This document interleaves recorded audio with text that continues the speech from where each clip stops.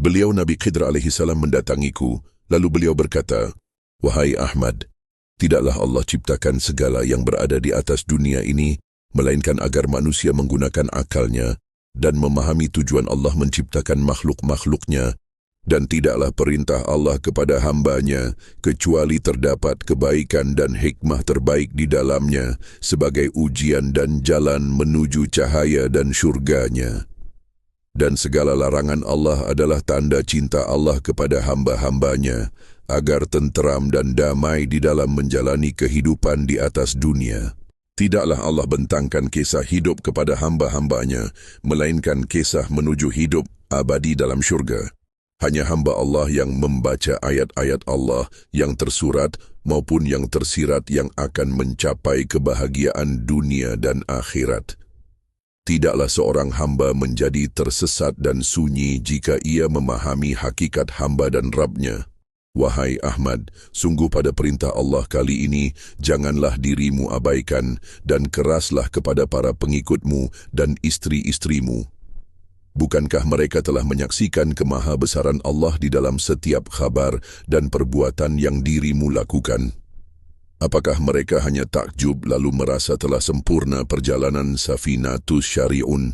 Sungguh jika demikian sangkaan mereka, tidaklah akan mereka jumpai keberkahan dan kebahagiaan melainkan kepenatan, hingga iblis akan memegang kepala mereka dan mereka berputus asa. Hendaklah mereka berfikir, "Wahai Ahmad, tidaklah aku jumpai mereka yang menghinamu dan menganggapmu adalah pendusta, melainkan sebagian dari mereka membuka mulut mereka, menganga merasa heran, dan sebagian dari mereka mengatakan dalam hati bahwa orang yang sembuh dari HIV itu hanyalah tipuan dan rekayasa, rekaan darimu." Sebagian dari mereka bertambah sakit hati mereka disebabkan pemimpin mereka yang mereka katakan bahwa ialah pemimpin akhir zaman hanya mampu bercerita tentang mimpi, dan sebagian merasa kecewa karena pemimpin mereka hanya berdusta mengarang kisah dengan bahasa-bahasa dusta yang disandarkan pada bahasa langit. Apakah mereka mengira Allah tidak akan menghisap mereka kelak? Sungguh mereka yang memuja-muja berlebihan lalu menyandarkan pemimpin mereka sebagai cucu Rasulullah sallallahu alaihi wasallam, yang kelak mereka akan mendapatkan kehinaan disebabkan Nabi mulia Muhammad akan berpaling dari kelompok mereka. Teramat hinalah keadaan mereka yang mempercayai mimpi seorang pendusta yang hubud dunia dan kisah-kisah hebat dari pendusta yang mengarang bahasa aneh lagi menyesatkan. Sungguh tidaklah lama Allah akan memberikan pelajaran yang memedihkan untuk mereka. Wahai Ahmad, tinggalkanlah rumahmu pada malam hari ini dan jumpailah aku serta katakan kepada para pengikutmu, hendaklah mereka bersabar. Sungguh Allah menginginkan dirimu memberikan hewan-hewanmu tempat yang luas bagi mereka, hingga Allah benar-benar mengeluarkan dari tanah itu keberkahan dari dalam dan atasnya. Tinggallah di tempat itu bersama istri pertamamu dan anakmu, serta fakir miskin dan yatim yang ada dalam tanggung jawabmu. Hendaklah yang demikian itu terlaksana pada bulan Safar. Yang demikian itu mendatangkan keamanan bagi dirimu. Dan apa yang telah Allah titipkan pada kedua tanganmu, yakni obat HIV/AIDS dan obat autoimun, obat TBC dan obat ODGJ.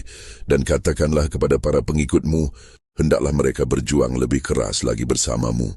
Wahai Ahmad, tidaklah air itu memancar kecuali pada sumur saudaramu pada kali pertama di negerimu, lalu memancar pada tanah saudaramu di negeri Malaka, hingga yang ketiga akan membuka jalan bagi yang lima. Sungguh sahabatmu dan ayahnya adalah orang-orang yang ikhlas, yang akan memulai perniagaan air itu, lalu diikuti oleh 4 tempat yang lain setelahnya. Itulah keputusan Allah atas perahumu. Wahai Ahmad, bersiaplah untuk berbicara kepada dunia bahwa Al-Quran 12:23 itu adalah benar-benar menjadi obat bagi mereka, dan hendaklah dirimu membuat aturan dan perjanjian yang kuat bagi kaum Sadum yang sakit agar mereka bertaubat di hadapanmu. Dan hendaklah dirimu bersikap tegas kepada mereka, dan hendaklah dirimu mengatakan dengan tegas dan dalam adab yang baik kepada para cendekiawan yang bertanya kepadamu. Katakan, sungguh pada Al-Quran itulah Allah memberikan petunjuk Dan pada diri kakekmu lah, Nabi Muhammad SAW, terdapat cahaya keselamatan dan petunjuk ke jalan Allah hingga selamat manusia ke dalam jannah. Dan katakanlah bahawa Nabi mulia Muhammad tidaklah mati sebagaimana sangkaan kaum kafir, melainkan beliau senantiasa memberikan cahayanya kepada anak keturunannya yang dikehendaki Allah hingga nyata kebenaran Al-Quran dan hari pembalasan. Wahai Ahmad, tidaklah termasuk dirimu orang yang sombong ketika menyampaikan kebenaran. Katakanlah, aku Ahmad Al-Makhfi adalah cucu Nabi mulia Muhammad yang mengharapkan umat kembali kepada fitrah dan membawa kebenaran tentang Al-Quran 12:23.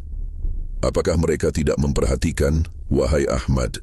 Sungguh bersegeralah dirimu menjumpaiku di tempat yang akan aku khabarkan kepadamu, setelah dirimu meletakkan hewan-hewan peliharaanmu pada penitipan yang baik.